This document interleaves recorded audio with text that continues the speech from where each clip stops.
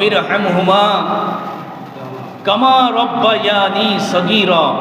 রব্বিরহামহুমা, আয় আল্লাহ তাআলা আমার মা এবং বাবা যেভাবে আমি ছোট্টবেলায় যখন পৃথিবীর কোনো কিছু আমি বুঝতাম না, আহা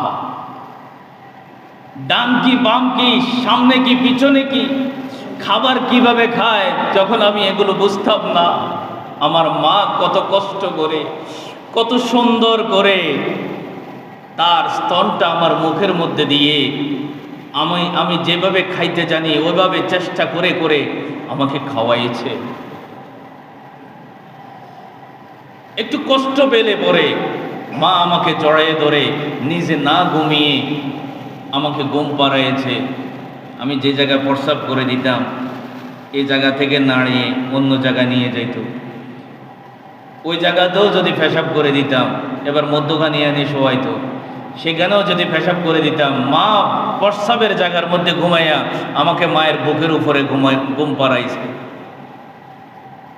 এরকম মা আমাকে যেভাবে এই আদর স্নেহের মাধ্যমে রহমতের কোলে আমাকে কোলে পেটে করে বড় করেছে, বাবা মাথার গাম পায়ে ফেলে নিজের সুখের চিন্তা না করে সুখকে বিসর্জন দিয়ে আমার সুখের কথা চিন্তা করে আমার জন্য জীবনটা বিসর্জন দিয়েছে, আমাকে বড় করেছে। আল্লাহ রব্বিরহামহুমা কামা রব্বায়ানি সগীরা। ওগো আল্লাহ, এই ছোট্টবেলা যেভাবে আমাকে রহমতের কোলে আমার মা এবং বাবা আমাকে লালন পালন করেছে, আল্লাহ এমনি ভাবে আমার মা এবং বাবাকেও তুমি তোমার রহমতের কোলে উঠে আনো। সুবহানাল্লাহ বলেন।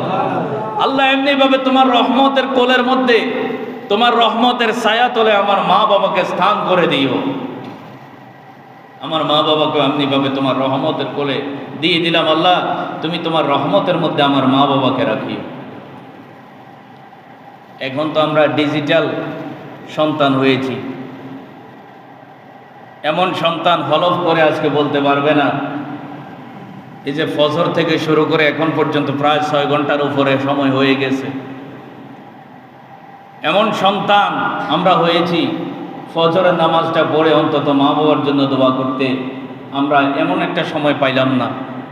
ফজর থেকে এই পর্যন্ত 6 ঘন্টার উপরে সময় হয়েছে, এই সময়টির ভিতরে একবারের জন্য আমরা মা বাবার জন্য আল্লাহর দরবারে কল্যাণ কামনা করতে পারি নাই। আজকে জুমার দিন, দোয়া কবুলের দিন। আজকে জুমার দিন, আল্লাহর হাবিব বলেছে জুমার দিন কোনো সন্তান যদি মা বাবার জন্য দোয়া করে ওই দোয়া আল্লাহ খালি ফিরায় না, সন্তানের